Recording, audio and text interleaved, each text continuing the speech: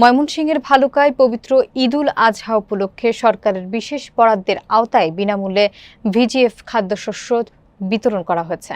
এই উদ্যোগের মাধ্যমে দরিদ্র, অসহায় এবং দুস্থ পরিবারের সদস্যদের মধ্যে প্রতি পরিবারকে 10 কেজি চাউল প্রদান করা হয়েছে। সরকারের এই ঈদ উপহার পেয়ে এলাকার নিম্ন আয়ের মানুষ অত্যন্ত খুশি। বিস্তারিত দেখুন সাইফুল ইসলামের প্রতিবেদনে।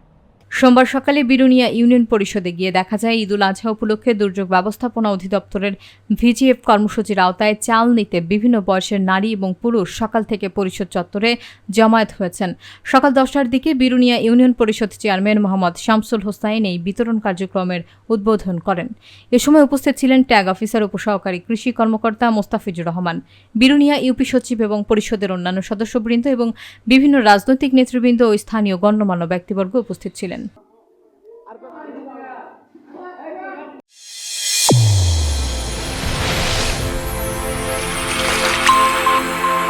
চ্যানেল A1 হৃদয়ের স্পন্দন।